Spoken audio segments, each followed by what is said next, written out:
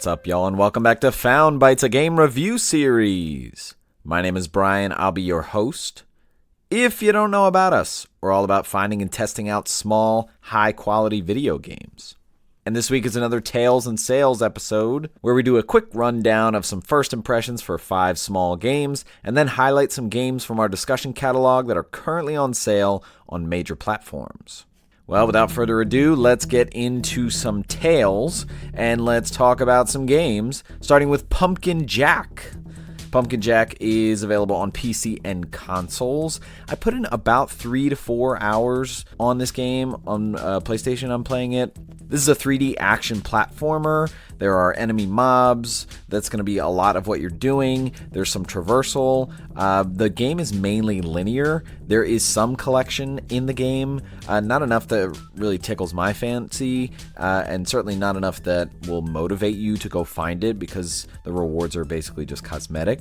But there is some variation in what you're doing. Like, you will get some different weapons. There is some verticality with the platforming that I do like. And there are a couple of times where you're playing on like minecart levels. It's a really simple game. There's really not a lot of challenge here. It's not really my bag because of that. I like a little more challenge and a little more progression, especially if you're collecting things. But this game is definitely something that I think my wife will enjoy, so I'm going to try to get her to play that. Really great aesthetic, though. Sort of spooky vibes, like you're in a spooky forest. The music really kind of puts you in that, and you're a guy who has a pumpkin on his head. I really think they're trying to take the forest level from Hat in Time here. I'm not sure which came first, but you can definitely see sort of that same vibe there.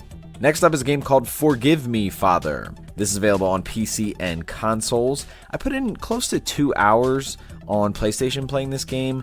It's this FPS. It's super fast paced, but it's a survival game, and you're constantly like getting different weapons or finding ammo. It's a lot of resource and ammo management. It's very Void Bastards, certainly in the pace and being first person, and also in the tone. Kind of has like a strange comic book vibe to it. There is an extensive upgrade tree that you can constantly be adding points to, and you can reset at any time.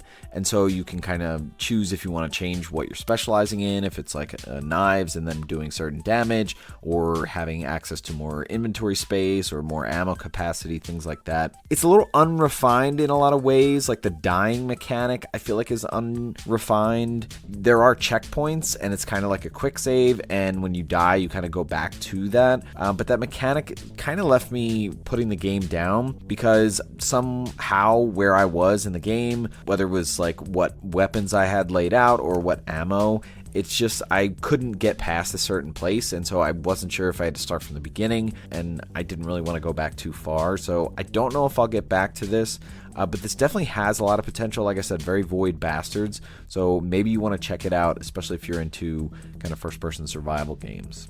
Next up is a game called Afterdream. This is available on PC and consoles. I put about 3, maybe close to 4 hours on PlayStation playing this game. I did beat it, and so it is a short experience. It's kind of this 2D horror adventure game where you're side-scrolling, going back and forth, popping through rooms, kind of collecting things in an inventory, like doing puzzles. It is very much a combination of something like Claire and Darkside Detective. Claire is kind of like this really horror game where like you are actually running from things. I don't think you can battle anything. And then Darkside Detective is a little kind of silly. And so this game kind of gets into that area a little bit because there's silly humor, certainly in the dialogue, but there's a lot of puzzle tropes. So you're constantly just like, you have to collect these things, or you might have to, figure out where to put soil and water, and you recognize that there's a pot there, and it's kind of a puzzle to open up the way to the next thing. It's a game that I definitely wanted more from in terms of just variability of what you're doing, or challenge even, but I did find it to be a nice one-sitting experience. After you beat the game, there is a nice note from the developer talking about a lot of things that we talk about on here. They basically said, I appreciate that you played through this game. We know that your time is valuable and that it's very hard to find games, so we're glad that you found it and took the time to really put in with what we made here. And so that really touched me, and I did reach out to them, kindred spirits or whatever. So really nice and warm there. So definitely support them if this is the type of game that you're interested in. Check it out. Again, it's a nice one-sitting experience. Next up is a game called The Last Faith. This is available on PC, Mac, and consoles. I've put in maybe close to 6 hours with this game. This is your traditional 2D Metroidvania Souls-like action RPG. Just rolls off the tongue, but right in line with games like Death's Gambit or Grime.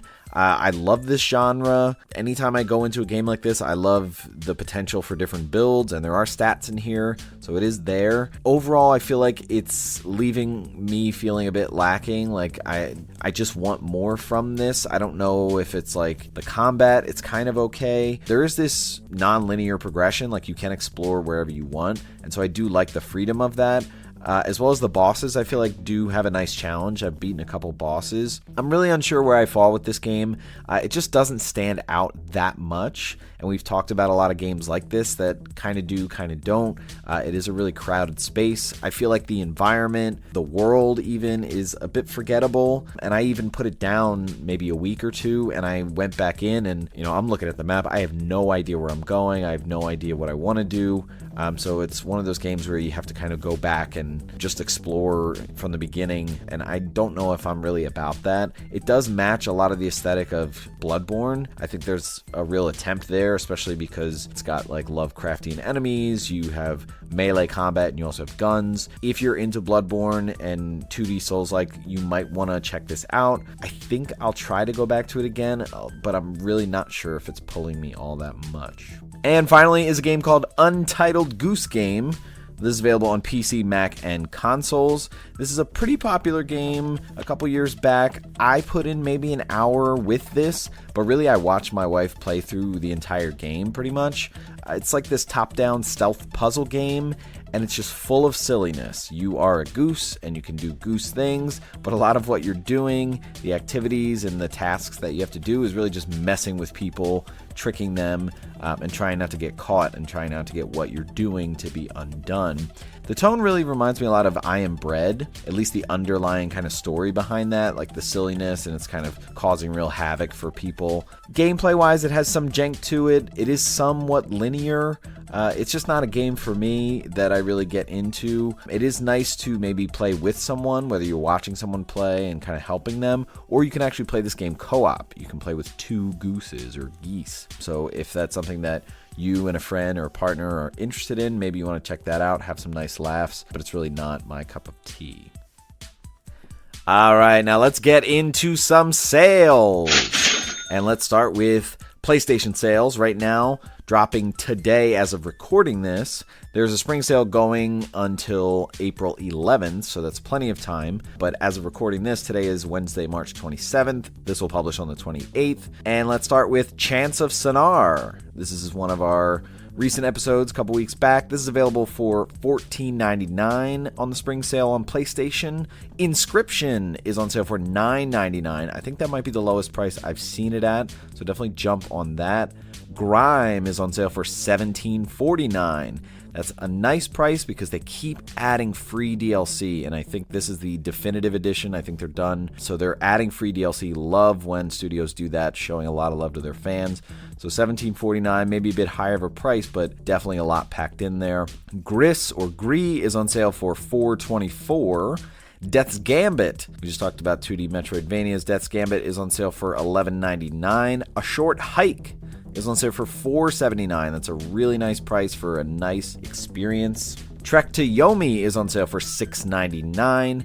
Aragami is on sale for $5.99, and the Shadow Edition is on sale for $7.49. That includes the DLC, so a really nice deal there. West of Dead is on sale for $3.99. That's a great price. Bat Boy is on sale for $10.49.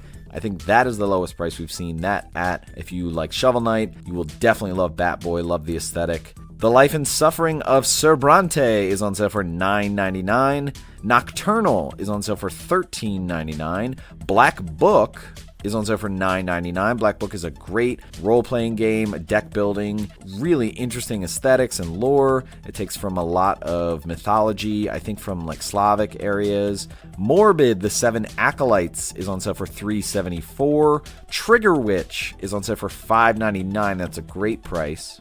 Jack Move is on sale for $12.99. That's a great bite-sized role-playing game. Dandara is on sale for $3.74. That is an absolute steal. It's an amazing 2D Metroidvania, really unique traversal, great story. Merchant of the Skies is on sale for $8.24. Book of Demons is on sale for $2.49. That is a Diablo-like game. $2.49 is a great price. Sparklight is on sale for $3.74. And Under Dungeon is on sale for $5.99. And a couple other games that we've talked about before. The Hotline Miami Collection is on sale for $4.99. Now, interesting note here. There are two Hotline Miami collections. One that is a PS4, PS5, and then the older one that is PS4 and cross-buy on Vita. They are both on sale for $4.99. So make sure you check which one you're getting. If you have a Vita and you haven't played this, I don't know what the hell you're doing. But this game is great on Vita. And so even if you just buy the PS4 and Vita one, I mean, you can play it on your PS5, and it's going to be just the same graphics. I think that's the better buy, personally. Darkwood, the special edition, is on sale for $8.99. We've talked about that. Top-down horror, survival, resource management game. Really great stuff there. Bug Fables, the Everlasting Sapling, is on sale for $14.99. And Blasphemous is on sale for $6.24. And the bundle with the first and second game, because the second game just recently released, is on sale for $30.14. And now on to some Switch sales. And we've got one game here on sale. Really not a lot going on Switch at the moment. It might be between sales. A lot of the sales just expired. But right now, the game Elderand is on sale for $9.99 for the next 5 days. And Elderand is also a 2D Metroidvania Souls-like type game. Unique to the Switch. It's not on any other consoles. It is on Steam. But check that out on Switch for the next 5 days. Elderand on sale for $9.99. And then finally, Steam sales. And for this, we go to SteamDB. I'm learning. And on Steam, we've got a bunch of games on sale. I think right now there's a big card deck building RPG sale or something like that. So a lot of these games are going to fall under that category, but not too many here. Starting with Chance of Sonar. That's on sale for $14.99 for the next 4 days. Inscription is on sale for $9.99 on Steam for the next 4 days. Dicey Dungeons. Great game. Great price. $3.74 for the next 4 days. Iris and the Giant. One of our recent episodes. Really great card collecting game. Definitely love this game and the aesthetic. That's on sale for $4.49. An absolute steal for the next 4 days. Jump on that game. Solvars is on sale for $3.39 for the next 4 days. And Book of Demons is on sale for $12.49 for the next 4 days. That's a bit of a stretch for that price. You might be better off buying that on PlayStation. All right, that's going to wrap it up for this episode. Stay tuned for our next episode to see what new games we found for you.